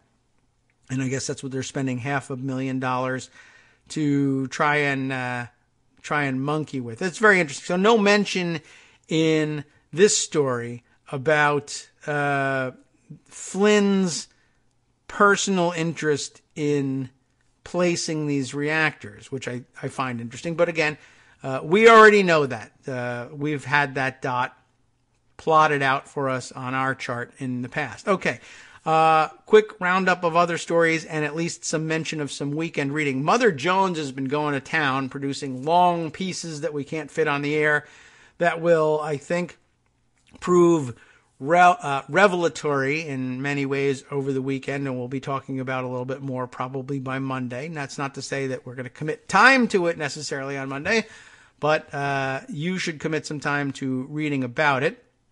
There's a series of articles from David Korn, among others, but also another piece in Mother Jones that is generated from different quarters, but likewise helpful. If I can scroll down. First we'll get, though, some of the other bits and pieces out of the way. Things you need to know for keeping up with the dirt on the weekend. There is this story, which I guess you can file in with the P-tape stuff, and Garance Frank Ruda taking note of this. This, I believe, comes out of one of the longer pieces produced by the Mother Jones team, although right here it seems to be running in Yahoo News, but I think it's the same piece running both under both covers here. And I guess we might as well bring it up and call out the title, Miss Universe in Moscow, How Trump's Beauty Contest Spawned a Business Deal with Russians and a Bond with Putin.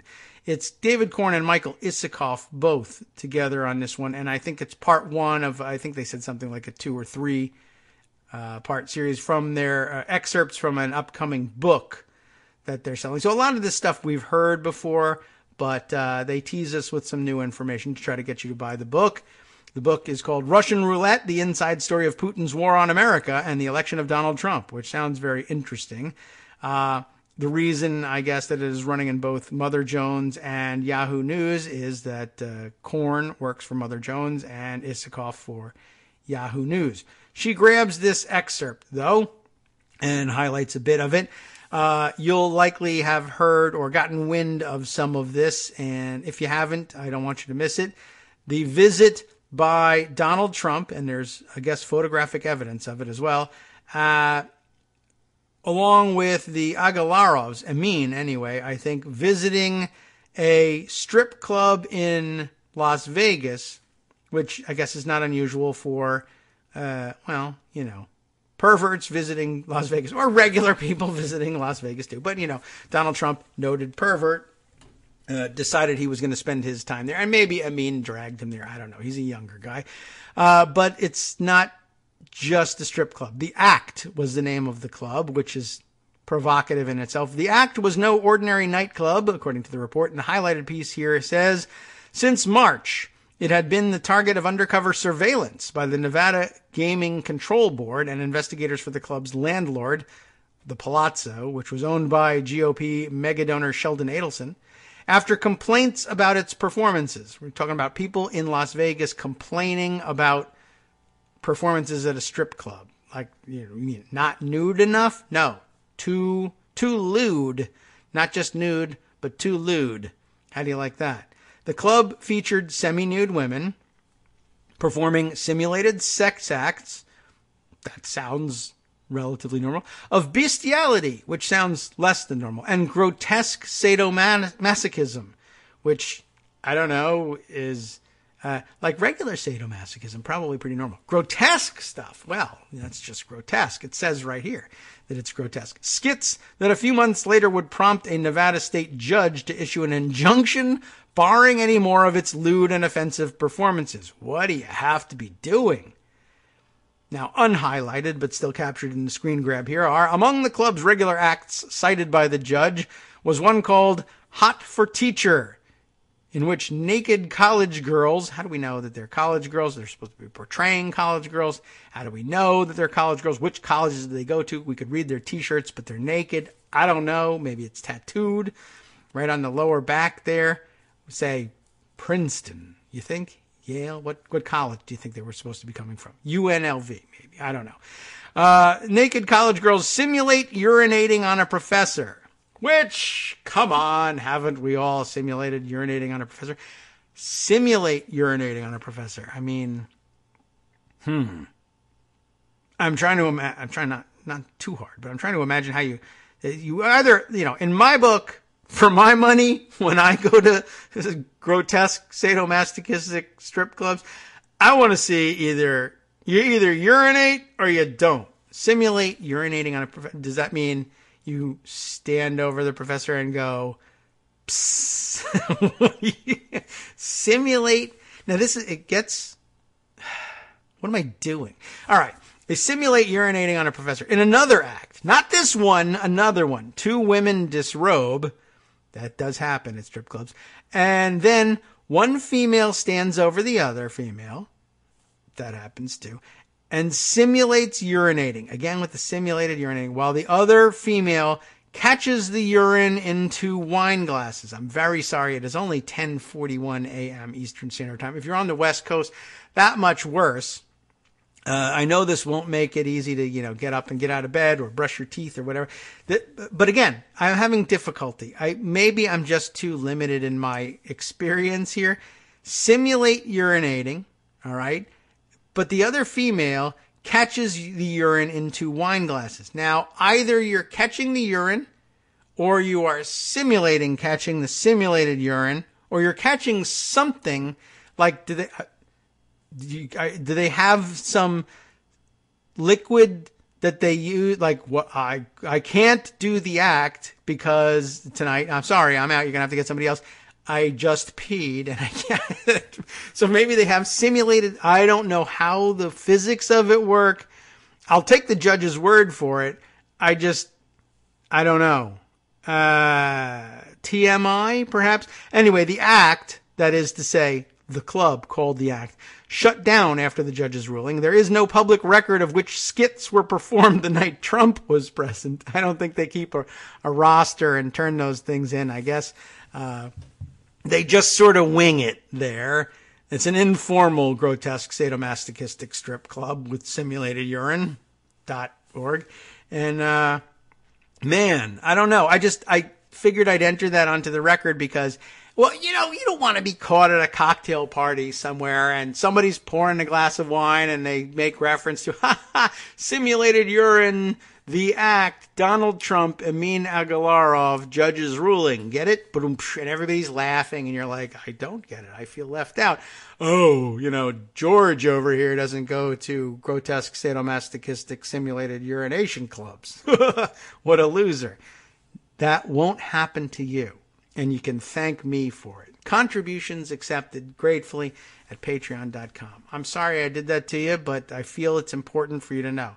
Also, it's a P-tape thing, so it's supposed to be funny. I guess we're all supposed to think it's interesting because, Donald Trump would never be interested in a P-tape or seeing one produced. He spent his time in Vegas with Amin Agalarov at a P club, I guess. Did they say when this happened?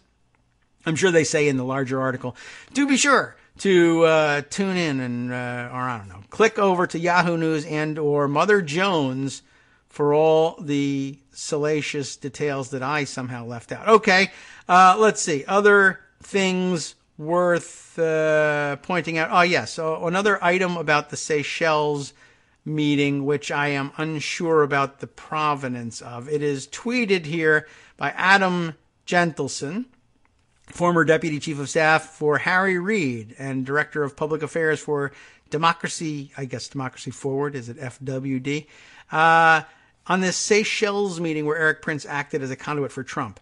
This is I don't see where this comes from, it's an unverified rumor, though, tweeted by a verified person. The server, remember the server connecting the Trump organization, Trump Tower, with Russia, that weird server that we never really found out. Some people said, it's nothing. Other people said it's super important. It ran through a company owned by Betsy DeVos's husband. And of course, Eric Prince, Betsy's brother. And then he just writes, doesn't seem so crazy anymore, does it? And it's connected with the Washington Post piece. Mueller gathers evidence that 2017 Seychelles meeting was an effort to establish back-channel communications. I don't know, did that come out of that article? Did it come from elsewhere? If it's in the article, I'm glad that Adam called it out. If it's not in that article, then I have no basis for it, and I don't even know what to make of it. The server that connected them ran through, and who even knows what that means in internet traffic terminology, a company owned by Betsy DeVos's husband. Although it raises eyebrows, and maybe one or two of you can make better technological sense of that for us before the end of the weekend. Let's see. I mentioned that Mother Jones is sort of running rampage over there. Another story from the same outlet but different writers. Denise Clifton and Mark Folman with the very strange case of two Russian gun lovers, the NRA and Donald Trump. Here's what we uncovered about an odd pair from Moscow who courted the Trump campaign. One of the two, well, you know both the names of the two. It's Alexander Torshin, whose name we called very recently, and Maria Butina, whose name keeps coming up. Just sort of a background piece on their kooky visits to NRA conventions over the years, during which accidental shootings were reduced. So thanks, kids, for coming on over. Just a fuller background about Butina and where she's coming from, and Torshin as well. Not something that we're going to be able to fit in today's show, but good background reading, much of which we have heard in the past, but some new detail in all of that. Let's see. A couple of other items that are quick and easy to pass on to you. Thought this was an interesting comment the other day. We didn't discuss very much the latest Hope Hicks revelations. How does she do it? We don't know, and neither does she, because she's lost all records of it. Hope Hicks apparently at some point told the House Intelligence Committee, after which she announced her resignation, that she couldn't provide certain materials of interest to probably just the Democrats on the committee, because though the information was contained in her emails, she had lost those emails because her account was hacked. Hope Hicks told the House Intelligence Committee she was hacked and therefore could not produce emails from the campaign. Sources tell NBC News. Justin Hendricks had tweeted that the other day, and it struck a lot of you as odd, including, I know, Brian Beutler, who commented on it. Wait a second, you're saying your campaign email was hacked and therefore you can't get copies of those emails? That's unusual to begin with. Of course, you know who you sent those emails to. They'll have a copy of it, but secondly, are you saying your private email, you used private emails in all of this? Oh, the irony. But I guess if it was during the campaign season, I guess that might still be okay. But here's another thing about that hacking. And again, while you technical folks are trying to explain to me what it might or might not mean, that the server in Trump Tower ran through a DeVos-owned company. Ran through. I mean, does it just pass the stuff on, the packet? I don't know. Was it by design? I don't know. Well, the Wired columnist Marin McKenna caught wind of this weird Hope Hicks excuse. I've never heard anybody say, yeah, my email was hacked and they were all erased and I can't get in there and they changed my password. I mean, that's not a problem that you can't overcome. But she asks, who are these hackers who break into accounts and take the time to delete thousands of emails instead of like installing malware everywhere? I mean, the interest in hacking your way into somebody's email is usually to steal and maintain for yourself the information contained in those emails and hopefully leave no trace behind. Why you would break into someone's email and then delete it all, I have no idea. Although maybe that wasn't Hope Hicks's complaint. Maybe it was. I don't know whether they're deleted or not. I just can't get into my account because someone hacked in, began making use of my account and changed the password so that they could continue. And that's not out of the question. I suppose if I gained access to Hope Hicks's email, you could think of all those sorts of mischief that you could do. And if you left her, the actual Hope Hicks, with access to it, she could cut that off for you and you would have to give up on all your fun. Anyway, another quick item I wanted to include in the lightning roundup was the tweet of Walter Schaub, the former director of the Office of Government Ethics, who frequently makes pithy observations on these matters. Remember, I told you the other day about the White House's decision to pretend that they had a hand, or they had the authority to overrule the Office of Special Counsel when it comes to the questions of drawing conclusions on violations of the Hatch Act. The office had in fact found two separate violations by Kellyanne Conway, and they announced them. In fact, Walter's comments say 3 violations, but the White House instead said, well, she didn't violate the Hatch Act. Now, again, we clarified for you what they can actually say. I mean, they can say anything. They're just lying. Now, she didn't violate it. Yes, she did. It's done. I mean, they said that she did, and that's the authority that hands those decisions down. The White House Communications Office doesn't get to say someone does or doesn't violate the Hatch Act. That decision is made by the Office of Special Counsel. Walter's comment on that move, that attempted, that fraudulent offer of, no, she didn't. Imagine growing up to become the White House ethics official who disregards findings by 2 different federal agencies that a top presidential advisor committed ethics violations. 3 ethics violations. What a way to use your time on Earth. Wow. That's a stinging rebuke, I think. Thought I'd share that one with you. Let's see. So let's, again, much more on the Mother Jones front out there. I guess the second excerpt from the book is out. And I have it for you, and I can include the title of the second excerpted piece. Why the hell are we standing down? The secret story of Obama's response to Putin's attack on the 2016 election. Lots of people have lots of questions about that one. That, too, now much in circulation, and you should probably read it over the weekend.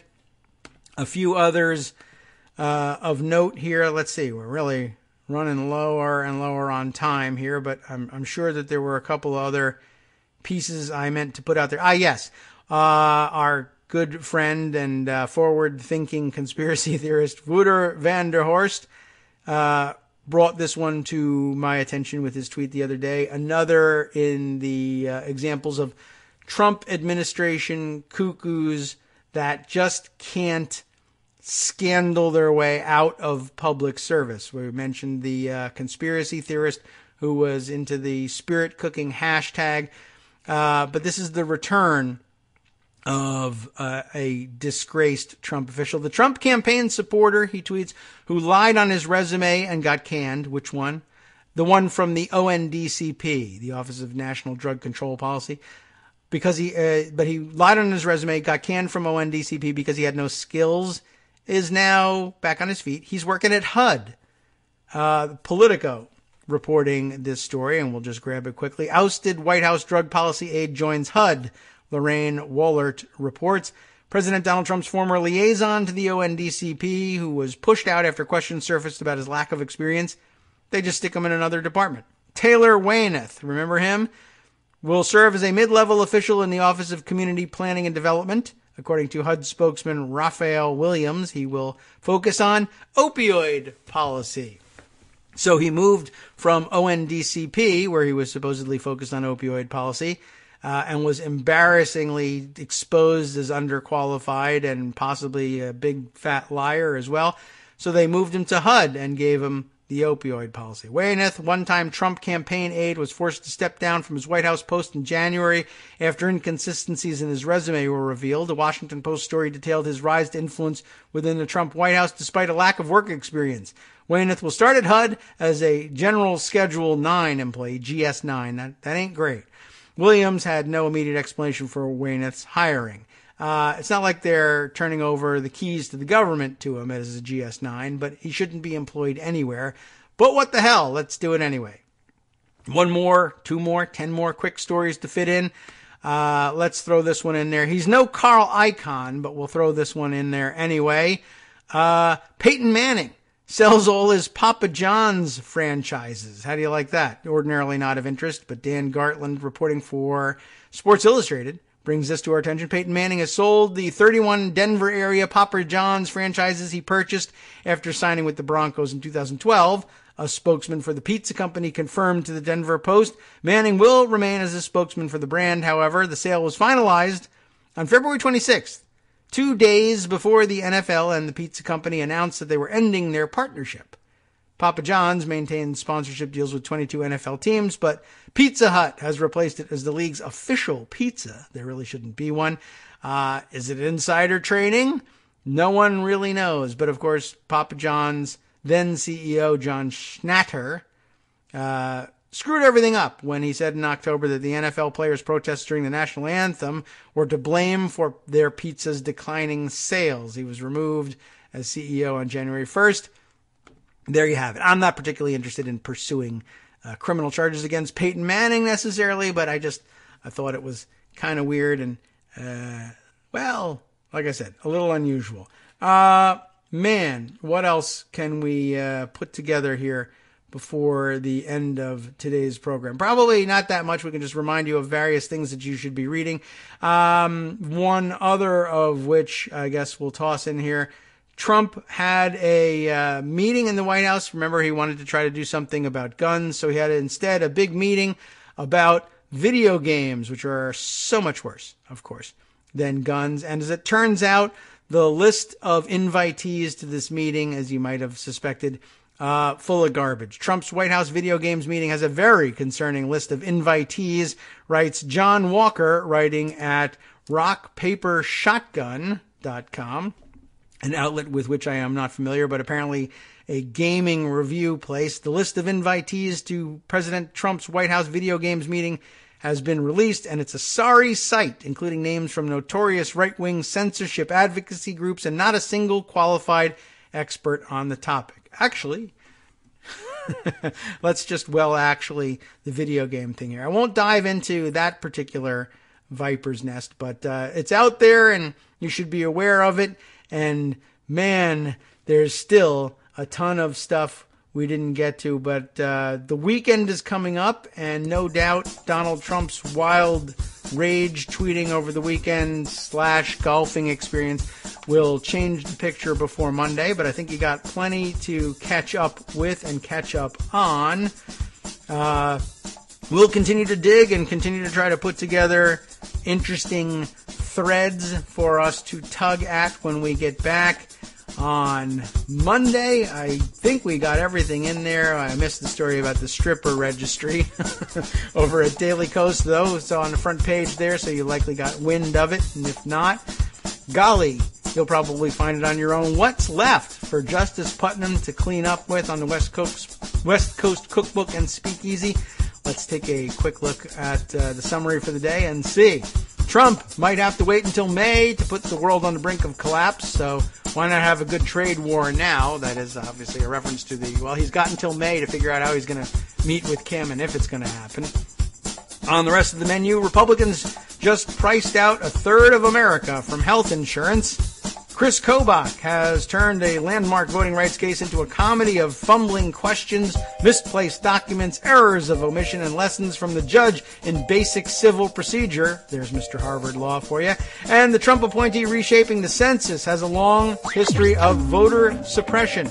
Not surprising, but there's more I'll tell you about after this. From Daily Kos Radio on networksradio.com.